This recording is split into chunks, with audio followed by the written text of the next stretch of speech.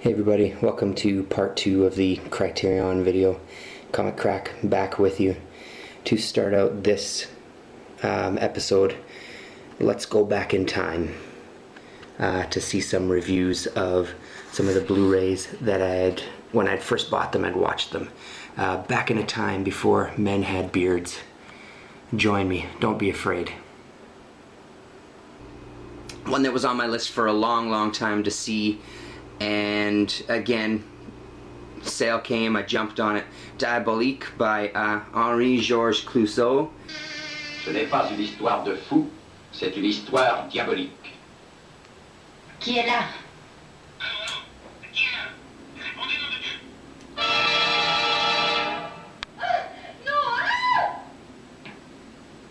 Une baignoire, diabolique. Un costume d'homme, diabolique. Une malle en osier, diabolique. Une piscine. Qui l'a enfoncé sous l'eau?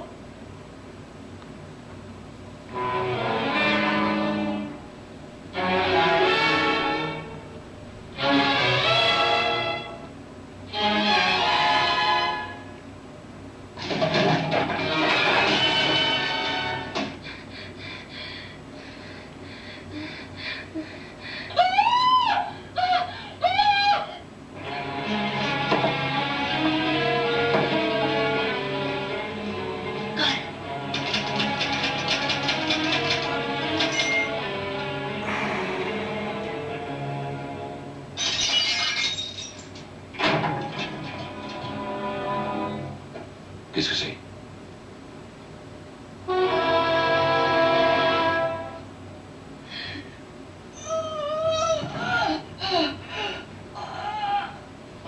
And it's 1955, 117 minutes.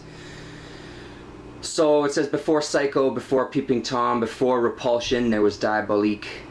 Thriller from Henri-Georges Clouzot, which shocked audiences in Europe and in the US, is the story of two women, the fragile wife and the willful mistress of the sadistic headmaster of a boys' boarding school, who hatch a daring revenge plot.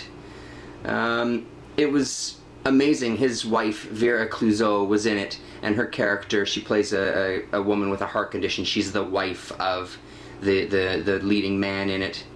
And her and the mistress are plotting his murder because they're just sick of him. First thing is first, the guy who wrote it, Hitchcock, was looking to get this script at the time to turn into a movie as well, but Clouzot got it first, so the writer ended up writing Vertigo, I believe it was Vertigo, for Hitchcock, which of course everybody knows now. And Clouzot was kind of considered the French Hitchcock, and you can tell with something like this, like it's hard sometimes to keep in mind that when a movie like this came out, it was pretty groundbreaking. I mean, one of the things I noticed watching it, especially at the end, the twists and everything, they were good. I enjoyed it, but it didn't exactly surprise me, you know, because it's a formula I've seen time and time again now. But the thing to be keeping in mind is this is 1955, and this is the guy that's doing it at that time, you know, especially for French audiences and possibly North America too, because just with the Hitchcock would have been known, I guess, but a guy like this probably wouldn't have. So she plays this woman with a heart condition, and she had a heart condition in real life, and a couple of years after the movie was finished, she actually passed away from it as well. The lighting and everything is amazing. Like, it's really kind of dark, noirish. Some really incredible scenes, you know, and the lead actor, whose name, Paul Maurice, I believe is his name, is amazing playing a scumbag. Like, you really want this motherfucker to die, because it's really nicely done. I mean, it shows an intensity, and it definitely is nice about that time period too. There's a couple of scenes where it happens, it's implied on camera in like a wide shot, and then the minimal action that actually happens, where it's like the bad stuff happens off camera while you're still looking at this wide shot of an empty room. And I think stuff like that sometimes holds more of an impact than kind of seeing things. Not saying that seeing some of the violence in some movies doesn't hold an impact, but I thought it was handled really, really well. Very, very cool. And of course, again, booklets galore. So that's that. We'll go on to this, another one from the sale, Samuel Fuller, The Naked Kiss, 1964, 90 minutes. And as you can see by the cover, it's Daniel Clowes. Criterion has had Daniel Clowes do some covers. They've also had Sean Phillips from Criminal and Fatale fame do a couple of covers. I believe Seth, the Canadian artist that I like, has done a couple of dust jackets and covers for them. So there's a look at some Daniel Clowes from 8 Ball fame. So that's a very cool thing. This movie itself was interesting. I like Samuel Fuller. I've seen a bunch of his movies. He really ran the gamut when he was around, from like film noirish kind of things to war movies to kind of even dipped his toes into exploitation and stuff with a movie called White Dog, which was basically a story about a dog that's been trained to kill black people. So you kind of follow this dog throughout the movie, so sort of like a Twisted Littlest Hobo if you're Canadian and know that reference. But this one was good. It was really neat because when the twist happened in the movie, it's one of those movies that 1964 still shocked the shit out of me and my special lady friend there when we were watching it. We weren't blown away by it as it was going. It dragged at a couple of parts, and it just seemed so uber nice that it was kind of disgusting, and it felt like a 50s movie. It felt like a 50s just because of the naivety and stuff. And then all of a sudden this twist happens, and it's such a shock. And for a moment when it happened, like when the conversation happened in the movie, both of us for a couple of minutes were literally like, does that mean that da-da-da? And like, it just really surprised us and actually really made us question what we were just watching, which was a very impressive thing to be able to do for a movie that's, 1964. 49 years old or whatever. So, really, really cool. And then at the end, it kind of goes back to what it had started out to be. So yeah, it's really interesting. And I mean, beyond this, Samuel Fuller is a really, really great director. And if you can find it, there's a documentary with a lot of interviews with Samuel Fuller, and it's Jim Jarmusch. If anybody knows who Jim Jarmusch is, he's interviewing him for the most part, and some of that footage is unreal. I mean, Samuel Fuller used to work in the newspaper business. In the documentary, he's this old white-haired guy chomping on a big fat cigar and just really rough around the edges, and like he's one of those guys that he's seen a bit of a hard life, and he's kind of affected by it, but he's really, really interesting at the same time. So definitely worth looking into Samuel Fuller. Welcome back. So that was Mr. Comic Crack of the past, looking really weird. So now we'll just kind of continue from there. We'll just get right into these first Seijun Suzuki. It's Tokyo Drifter time and Branded to Kill time. Somewhere in this video, I'll see if maybe if I can just insert some clips or something.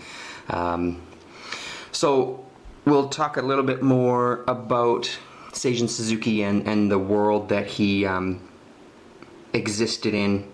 At the time in Japanese cinema, directors were hired by studios, and they were studio directors, so you have a contract. You're an employee of the studio. You can't work for anybody else. You film what they give you, basically. and you goddamn like it. And there was similar things for actors as well too, where they had their stable of actors or their corral of actors. A lot of the actors, especially the female ones, not limited to, because the main actor in Tokyo Drifter was also a singer, but multi-talented, because sometimes they'd have the lead actor or actress also sing the theme song of the movie, as in Keiji Haino. Sorry, not Keiji Haino. Miko Kaji, sorry. She was in Female Convict Scorpion, and Lady Snowblood, etc., etc. She sang the song for Female Convict Scorpion that later appeared in the credits of, I think it was Kill Bill Part 2. I can't remember. Maybe it was Part 1. Anyway, my point is that this was the system that existed, so you sort of didn't have a choice as far as what you were acting in, what you were filming, that sort of thing. But to sort of subvert that, Seijun Suzuki would take the script that he was given and just mess with it a bit, whether that was tightening it up in his to kind of fit into his style of filmmaking, which was a little bit faster and heavier on the cuts and heavier floating through time and stuff like that, or just changing some of the scenarios. And I don't think he ever went too far, like completely rewriting things, but he definitely left his mark on it. And more to that fact was that he was considered kind of the B-grade director. You know, there was obviously like the Ozus and et cetera, that would be kind of the A-list directors whose films would be kind of the top billing film. Seijun Suzuki was of that group where his films were kind of the first feature. So they were kind of limited in length, like to 90 minutes, 80 minutes, that sort of thing. Limited in budget. Limited in scope, really. Again, obviously a guy like Ozu is kind of picking and choosing what he wants to film, whereas Suzuki is getting stuff to film. So that left him in an interesting spot where, as he says, that art has nothing to do with his films. He never had any sort of like subtext, or he never had any sort of artistic aspirations for filmmaking and stuff. I don't know how true that is. I think he definitely had some ideas behind the stuff that he was filming, but I could be completely wrong. So he would make these movies, they would go out and play in the theaters. He would constantly get reprimanded from the studio, especially later in his career, especially at Branded to Kill time, which I think was, 1967 was Branded to Kill. 1966 was Tokyo Drifter. The company, the studio execs would often say to him, "You've made a incomprehensible movie. What the hell do you expect us to do with this? Where you're wasting money, etc., etc." So he'd get reprimanded for his filmmaking style. The biggest thing was that people said that nobody can understand what's going on, and his response, I think, most of the time was, "Well, it's an I find it entertaining. I'm making these to be entertainment films, which is what they are. They're supposed to appeal to the younger generation. I've got all this crazy jazz music in it. I'm doing all these things because I feel that this is going to be something that's going to entertain the youth." Branded to Kill came along and didn't introduce, but I mean, I don't know, in the handful that I've seen maybe, I don't know, a dozen Seijun Suzuki films up to this point. They're all definitely unique. Branded to Kill really does push the envelope a little bit. Again, I haven't seen all of his movies, so I can't say this right across the board. But it's not linear. It's definitely not linear, and there's some very strange elements going on in it. Just for a small example, Joe Shishido plays the main Yakuza assassin. He's got a fetish for steamed rice, so literally just gets him aroused, and there's a scene where he's putting his head into a pot of steamed rice, and you can see that he's just getting off on the smell. He meets a woman later on who's infatuated with butterflies. There's a scene where it's very kind of avant-garde and experimental cinema looking, with these butterfly silhouettes overlaying the image of a confused Joe Shishido and things like that. And then his usual kind of time cuts, his time jumping throughout the movie. The pacing is really fast. It's hard to keep in mind the time, right? Because now, especially if you're like a film buff or something, I mean, there's definitely still things that stand out, no doubt about it. I'm not saying that at all. I'm saying that maybe it's a little bit easier to understand, especially with cinema come the way that it has, where fast edits and a lot of cutting and speed to some degree has really played a little bit more of a part in the films that we see now.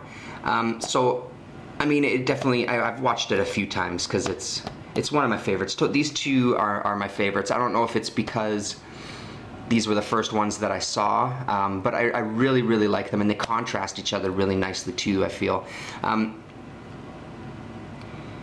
There were some things I was a bit fuzzy on, but in the long run it didn't really matter, because I still got the gist of the story, and I still enjoyed watching it moment to moment, and I love to see what he did. My biggest example, every once in a while I get the fortunate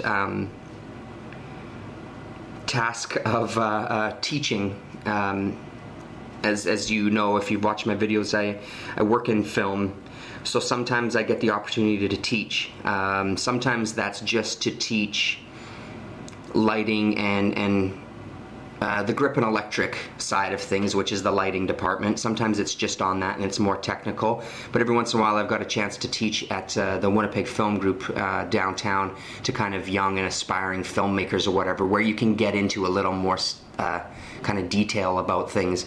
And one of the things that always stands out to me the most about Seijun Suzuki, and the best example, if you've seen this movie, there's just on how he manages time in his movies. There's a shot, you're on the ground and you're looking up at a building and you're looking at the top floor. How many floors there are, I don't know. I mean, at least a dozen, probably more. So it's quite a distance.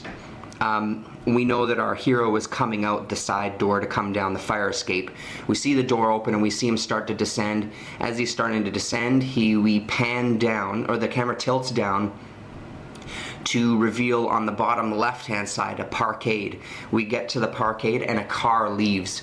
And what we're supposed to get from that is that he's left his building, got in his car, and driven away. But it happens in one shot that takes, I don't know how many seconds, I mean less than 30 seconds probably. If I do manage to have a clip, I'll throw it in right about here.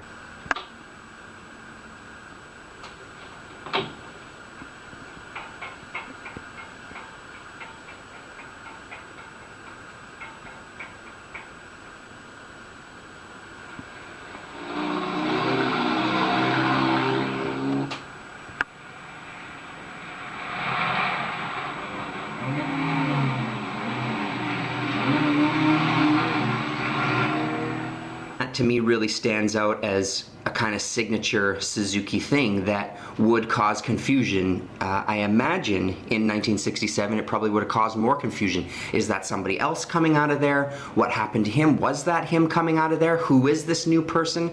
But it's just a way to kind of speed along the story, as far as like, you don't have to have a guy answering a phone saying he'll be there in a minute, see him get on his jacket, pick up his keys, leave his apartment, lock the door, go down, start his car, drive away, enter the building of the next person, and then continue the scene.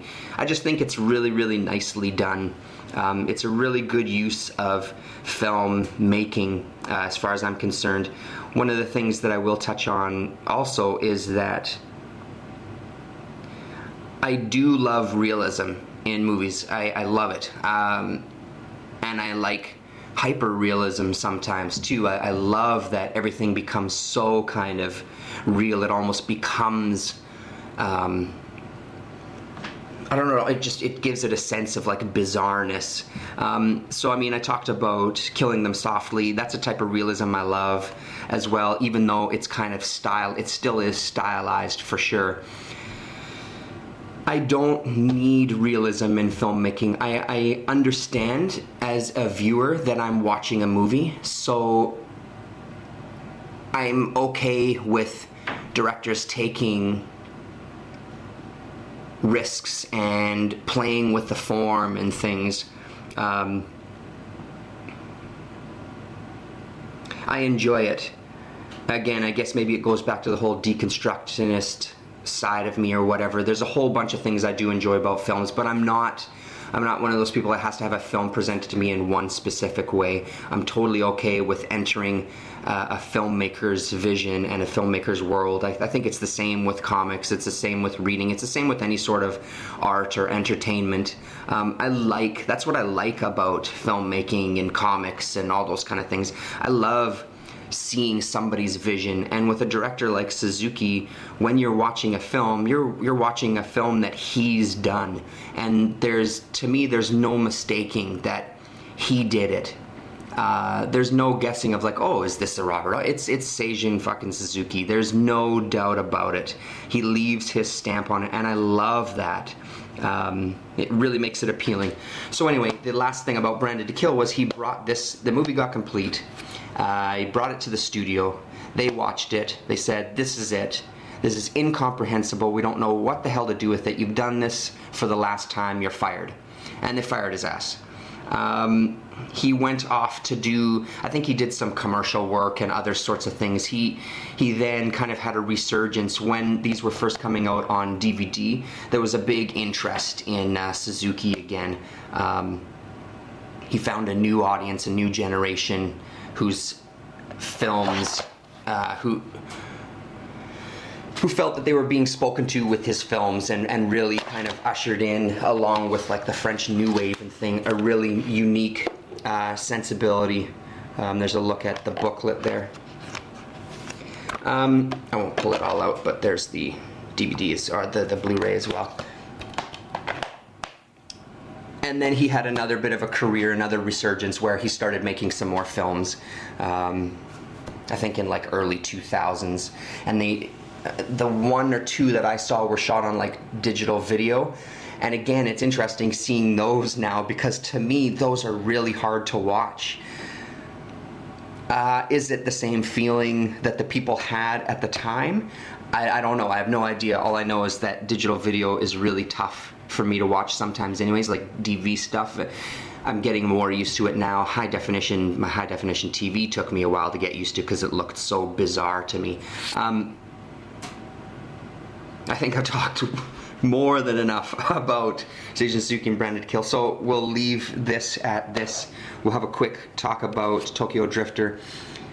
Branded to Kill, I saw that first, black and white, loved it. Next one that I saw, Tokyo Drifter, color, beautiful, beautiful, beautiful. And that was, I think, if I wasn't already sold on Branded to Kill, Seijun Suzuki as a director I was going to enjoy, this one sealed it.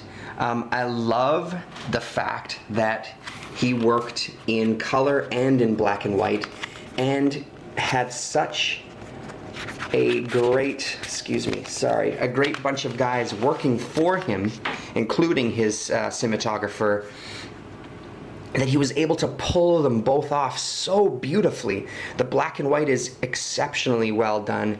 The color is amazing. The set designs are amazing and sparse, and the music is great.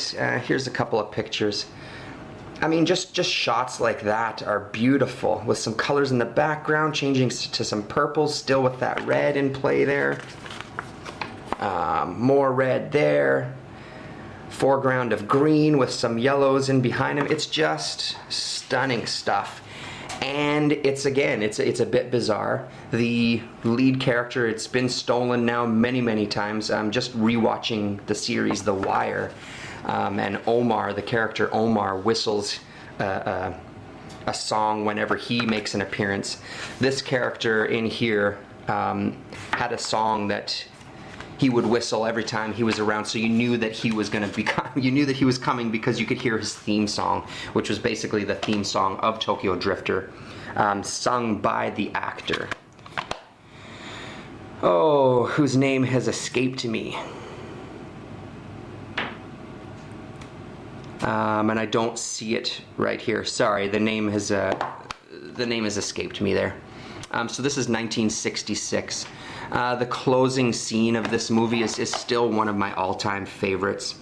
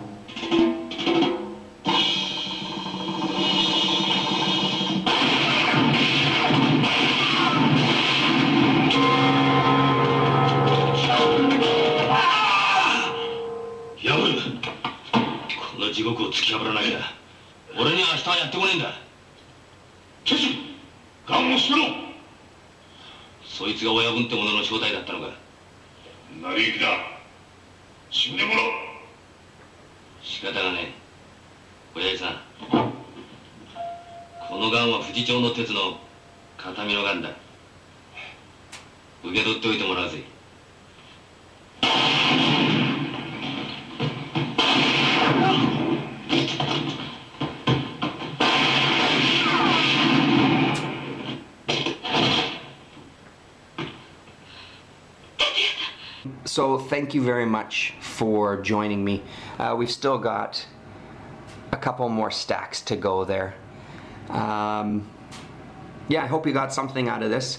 If you like it, comment, please comment. I don't know how interesting these are going to be to some people, but I could talk about some of these for a long time. So I hope you enjoyed the little bit of insight, and again, if you haven't discovered any Seijun Suzuki, I'd say go for it. If you're a fan of films, if you're a fan of Japanese cinema, I say go for it. Give it a shot. Alright, we'll see ya.